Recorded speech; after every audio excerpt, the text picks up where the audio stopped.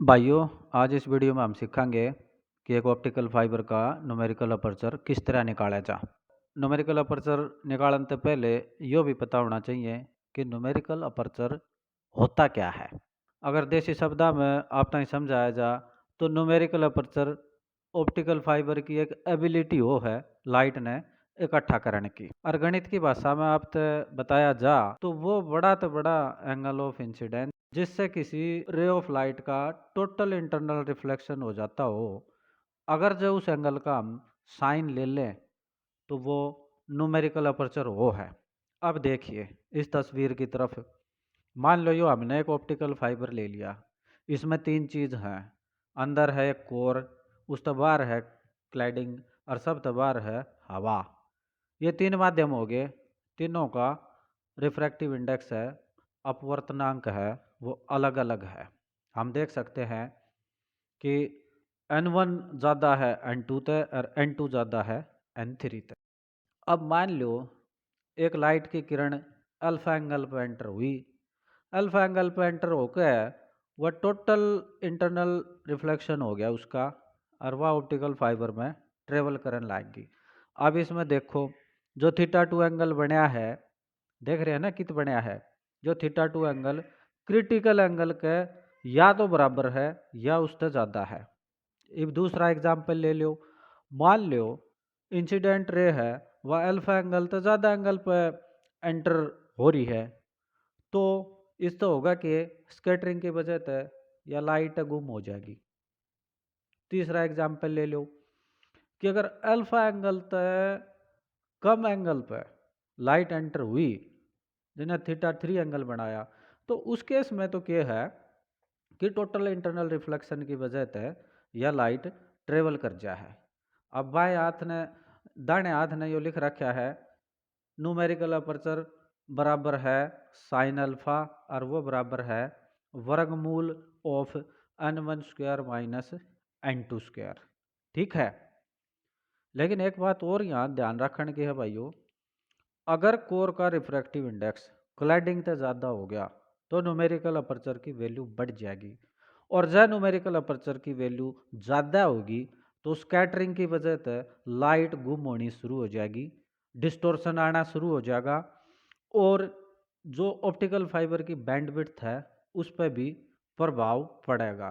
तो optical fibre का numerical aperture निकालने का एक दूसरा भी तरीका है, जो यो है कि जो लाइट ऑप्टिकल फाइबर माते निकला है ना, उसका जो हम एंगल ऑफ डाइवर्जेंस नाप लें, या जो लाइट उसका में घुस रही है उसका एंगल ऑफ कन्वर्जेंस नाप लें, तो इन दोनों को नाप के भी हम ऑप्टिकल फाइबर का न्यूमेरिकल अपर्चर निकाल सके हैं। उसका फार्मूला ये देख लो, लिख रखा है फिगर में। Numerical aperture is equal to R बटे में वर्गमूल of R square plus D square.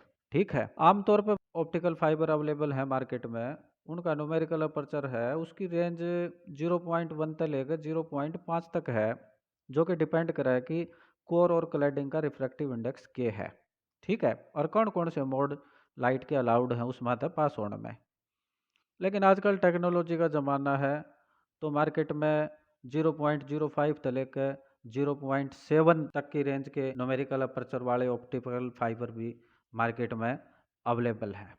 अब अगला काम है हमारा कि हम इस एक्सपेरिमेंट ने करा किस तरह, और एक्सपेरिमेंट करने से पहले हमने क्या क्या चीज़ की, किस किस चीज़ की ज़रूरत है वो पता होना चाहिए। तो सबसे पहले चाहिए हमने एक लेज़र, उसके बाद हमने दूसरे नंबर पर चाहिए एक ऑप्टिकल फाइबर जिसका न्यूमेरिकल अपर्चर है वो 0.4 लिया है हमने।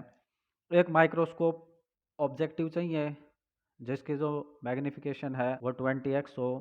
फाइबर चक्स चाहिए, एक स्क्रीन चाहिए जिस पर लाइट पड़ेगी, दो माउंट चाहिए जो कि ऑप्टिकल फाइबर ने पकड़ने खातर चाहिए, एक हमने ऑप्टिकल बेंच चाहिए। गर्ज आपके ना ऑप्टिकल बेंच नहीं है तो आप मैग्नेटिक नॉन मैग्नेटिक रेल्स भी ले सकते हैं, लेकिन यह ऑप्टिकल बेंच है इजीली अवेलेबल है।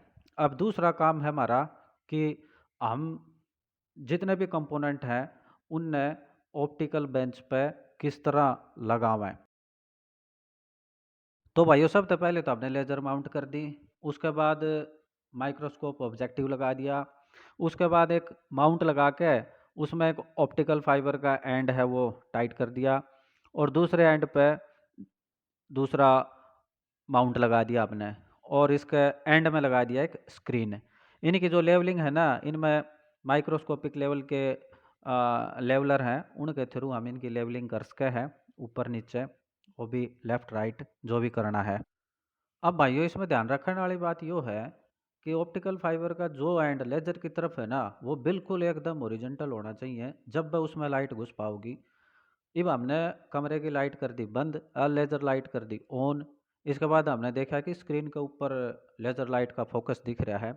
इसका जो स्पॉट बना है उसकी हमने रेडियस नाप ली, और इस स्क्रीन ने आगे पीछे करके हम 3-4 रीडिंग ले सके हैं। इस स्क्रीन को आगे पीछे इस तरह करना है कि लेज़र लाइट का स्पॉट है वो ब्लर्ड ना हो, क्योंकि ज़्यादा ब्लर्ड हो गया तो उसकी बाउंड्री शार्प नहीं हो पाऊंगी और हम ढंग से रीडिंग नहीं ले पाएंगे। अब इसकी डिस्टेंस में हम अगर टेबल बना हुआ है, हम देख रहे हैं कि अगर स्क्रीन की डिस्टेंस 5 सेंटीमीटर से लेकर 15 सेंटीमीटर तक हमने धीरे धीरे चेंज करी, तो जो रेडियस है स्पॉट की, स्क्रीन पर जो लेज़र लाइट का स्पॉट बन रहा है उसकी रेडियस 2 सेंटीमीटर से लेकर 7 सेंटीमीटर तक चेंज हो है। अब भाइयों मार्क ने आर मिल गया और डी मिल गया। इसके बाद न्यूमेरिकल अपर्चर निकालने का फार्मूला हमने पीछे देख लिया था। तो न्यूमेरिकल अपर्चर की अलग अलग हमने वैल्यू निकाली, और उन सारी की सारी वैल्यूज़ का अगर हम एवरेज ले लें तो हमने देखा कि 0.39 वैल्यू आई है न्यूमेरिकल अपर्चर की। और जब आपने ध्यान हो तो एक्सपेरिमेंट शुरू करने से पहले हमने बताया था कि जो ऑप्टिकल फाइबर लिया है उसके न्यूमेरिकल अपर्चर की वैल्यू 0.4 है। तो इसका मतलब ये हुआ कि हमने एक्सपेरिमेंटली जो वैल्यू निकाली है वो उसकी एक्चुअल वैल्यू के करीब करीब बराबर है। मैंने पूरा भरोसा है कि आपके ये बात पूरी तरह समझ में आ गई होगी। धन्यवाद।